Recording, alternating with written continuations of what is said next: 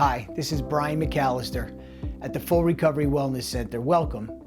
You know, I was talking to someone today who reminded me of a very important principle. And this principle is, whom I hang around with, who I associate with, I will eventually start acting just like them. And you know, I never thought that. As a young man, I thought, I'm independent, I'm cool, I do what I want, I don't need anybody. But looking back on it, that wasn't really true. I dressed the same as the people I hung around with. I listened to the same kind of music. We liked the same type of cars. We had the same type of dreams of travel and excitement and motorcycle riding and all these other things. And what got me is that I thought I was independent, but really I was a conformist. You know, alcoholics and drug addicts are non-conformists by nature. We don't follow what everybody else does, but then we start conforming to the worst aspects of society. You know, we're not able to stay alcohol and drug free, so we start making misguided decisions that keep us tethered down and keep us stuck and keep us from moving forward. So what I wound up doing was I started looking at the people I associated with, and I asked myself a question. You hear me say this many times: ask better questions, you receive better answers. And the question was this: are the people that I was listening to, are the people I associated with getting the results that I hope for in my life? Because if they're not, then I've got to start listening to some different information and asking myself better questions. And I'll give you an example. We had a gentleman here at the Recovery Center who, after going through his goals, and he got sober and he was trying to figure out what his next move in life was. He's sober, what's next? One of his main purposes and one of the things he desired most in life and out of recovery was he wanted a monogamous, long-term relationship.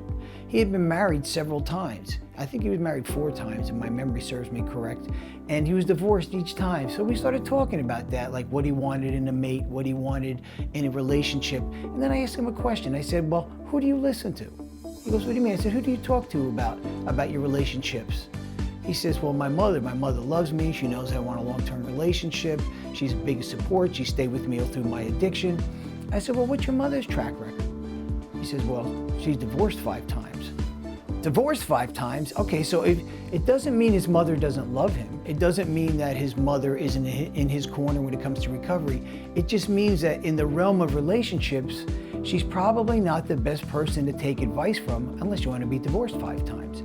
And we all do that. We all have people that we listen to because we've gained their trust, or they trust us, or they love us, or they've given us advice. But the first question I ask myself, not just in recovery, but in business, in relationships, in my whole life, in my career, in my finances, is this: is the person who's giving me advice achieving the results I hope to achieve?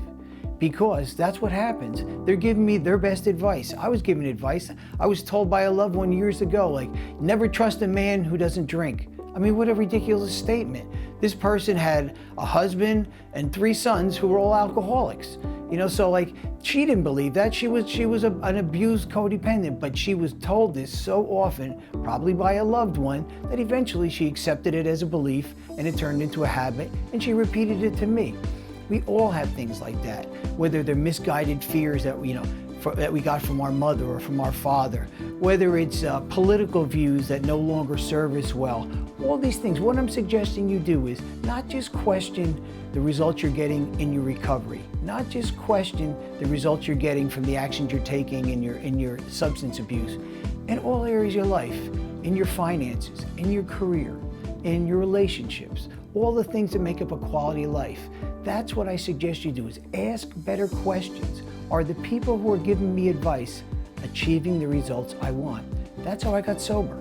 I found a guy who knew how to get and stay sober. He had 9 years when I met him. To me, that was a miracle at the time. I have 26 myself, but at the time, I'm like, how could you not drink and drug for 9 years?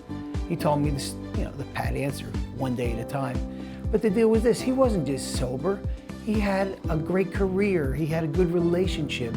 He was financially secure, all things that I wasn't. So I went to this man, and I just didn't want him to show me how to be a sponsor in Alcoholics Anonymous. I wanted him to show me exactly how to have an abundant life, a full life. So that's what I suggest for you today. Find somebody who's achieving the results you want, ask them how they did it, and you'll get the same results. This is Brian McAlister. See you soon.